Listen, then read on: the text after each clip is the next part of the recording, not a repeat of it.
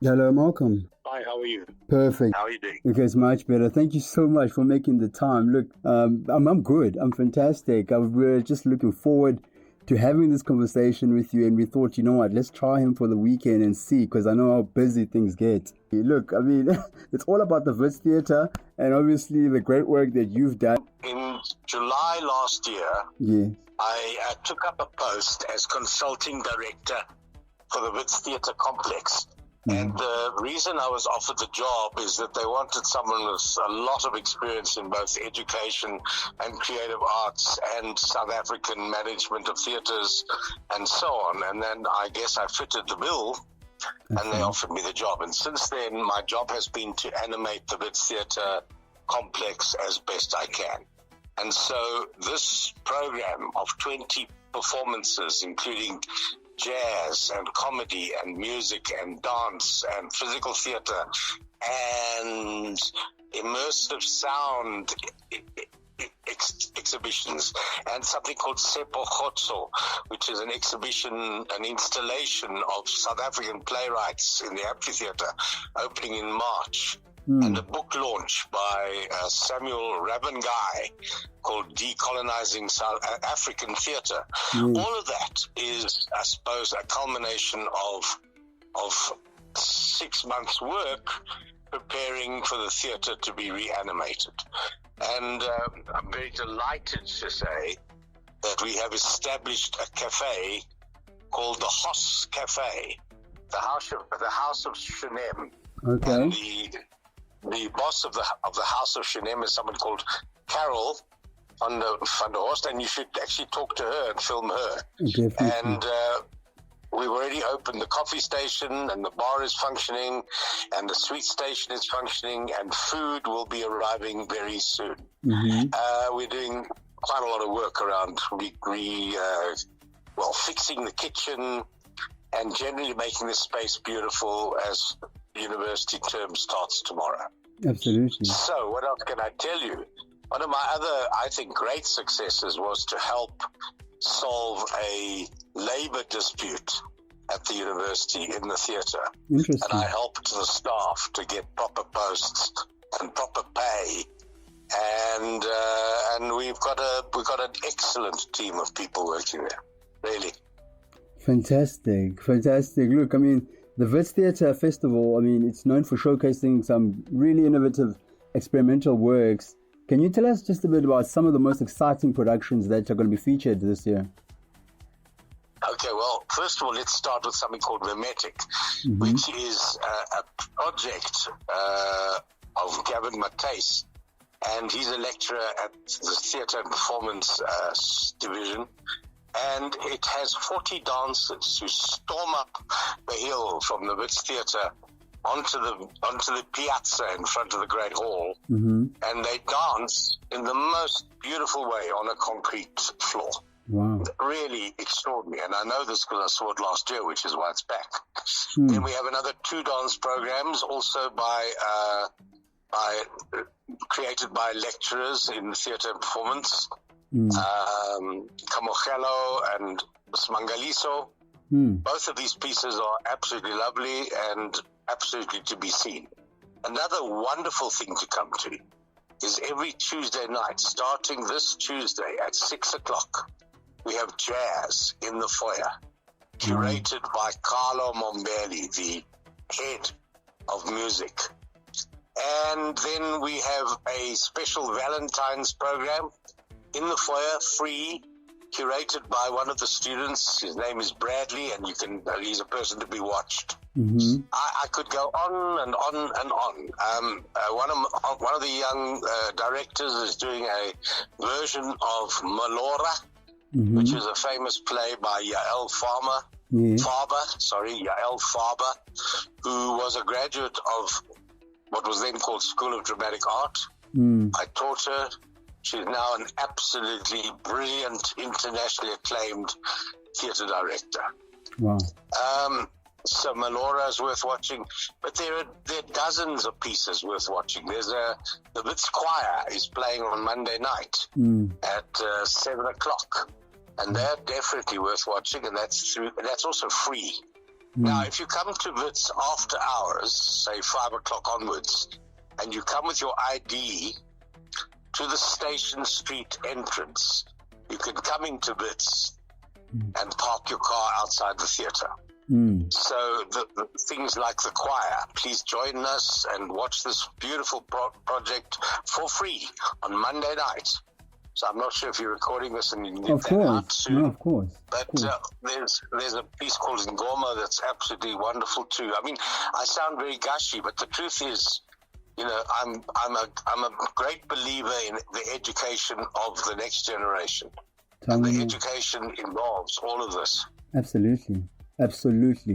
And I'm just, as I'm listening to you, I'm thinking, wow, this is basically a cocktail of the arts for a whole month. What does it take curating and putting together something like this, Malcolm?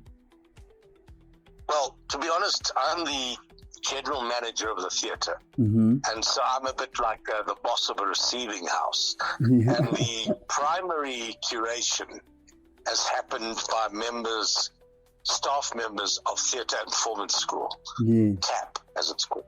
And they, you know, a whole team of them have been watching what students are doing and then offered a chance to come and present now. I'm interested in, well, I've helped to curate the jazz program in the sense that I made the space available for it. And but my direct curating was what I used to do at the market when I was the artistic director there for 9 years. And now it's a different kind of job. I'm let's call it a high-level bureaucrat, hopefully able to actually articulate a vision for the general growth of the theatre. Absolutely. You know, it just takes me through how you've come full circle, you know, from having been an attending student back then to years. Your experience spans decades in the arts industry, coming back and being a part of Wits at this time. What stands out for you? What can you say? Well, the obvious difference. I taught at Wits for 20 years in what was then called School of Dramatic Art. And in those days, you know, we talk about the early 80s, the dominant student group was white, was part of the apartheid legacy. And in my time, from late 70s into the 80s, significant numbers of black students arrived. Now, Wits is 40,000 students strong, and I'd say maybe over 80% or even more are black students of the next generation. So that's a massive difference, obviously. And it's about looking forward and building the country and making Trump understand that he can't have his way here, because even the most conservative people understand some of the, I suppose, extraordinary politics we've managed to get through. Absolutely. I don't want to keep you for too long. It's going to be a nice long month. I'm definitely going to be at the theatre from the 10th onwards. But what I want to know, most importantly, I love the fact that you've just touched up on culture. What has this brought about? What the Wits Theatre Festival for a whole month? What do you think it speaks to culture about? What does it say about culture? Well, the most important thing, as I used to say at the Market Theatre, is that your task is to entertain people, enlighten people, challenge people. And your work can be serious but can't be solemn. But of course there is enormous power in laughter. And there's something very magical about live theatre performance with a living audience in front of them. That communing that happens between live theatre and its audience is a very rare event. We all know we're watching television and Netflix to death, but there's still something really magical about the live theatre event, provided the students and the makers and the directors and the artists and the actors get it right. Oh, yes, absolutely. Tell me, a second last question, tell me about the importance of synergy within those different departments, whether it's be the actors, the directors, I mean, to your security, to the people cleaning the theatre. What does it take to put together something like this? And how important is synergy? Well, we can start by saying that TAP, Theatre Performance, and the Wits Theatre Complex are part of the Wits School of Arts. Mm-hmm. And in that Wits School of Arts, there's a digital arts department, there's a very powerful music department, there's a fine arts department, there are certain intellectual projects about archiving and history, and all of that is meant to be working together in whatever way is possible. And of course, there's always a tendency to withdraw to your own area, but increasingly, the fact that we do music in the theatre and we have lovely concerts, we are going to be engaging with fine arts about exhibitions in our theatre. We have got this Sepokotso exhibition coming. All of that is what the synergy is about. And then, of course, cleaning and talking properly and engaging with staff in a way that makes them feel like they belong is a very important thing. Absolutely. The last point to make, and it's a vital point. Absolutely. Wits is an inner city university. There are 40,000 students and there are 8,000 staff. So security is a very big issue. And Wits is very proud of the fact that it has very high ratings in the student assessments of security. But at the moment, we have to find a way to open the theatre to the public, to Bloemfontein, that doesn't compromise security. I can't stress this enough. There is a way. We can have Uber drop-off. We can have walk-ins. We can have parking in Bloemfontein. We can have security that helps our audience. But we have to believe it's possible for our audiences to come to Wits Theatre Complex and not feel like they're coming to a fort. Absolutely. And that's something that we're working on. Absolutely. Absolutely. My last question to you, Mr. Purkey, what is your hope going into the future, looking at how phenomenally Wits Arts has done, looking into the future of the arts, especially theatre in this country? What are some of your biggest hopes from what you are seeing? I suppose one of my biggest hopes is that more and more people understand that theatre and theatres are a necessary subsidy activity. And while we have got 6 venues that are highly subsidized by the state, and thank you, what we should have is we should have a sort of a state theatre in every province.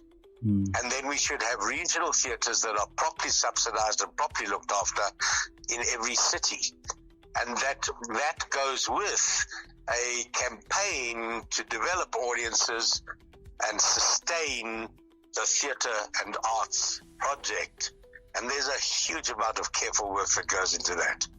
I mean, I worked at the market 9 years. You have to work every day to ensure that you are making good work and that people know about it, and that when they come to the venue, they have a very good time in terms of health, safety, drinks, food, and so on. Absolutely. Malcolm, it's been a wonderful, wonderful pleasure speaking to you, and I really, really hope to see you again next week when we have a sit down with you. Hopefully we'll get all the time we need, but I'm going to be out there for the whole month. But more than anything, wish you guys all the best, and I'll be seeing you guys on the 10th. Absolutely. Great talking job. Looking forward to meeting you face to face. No, we will certainly.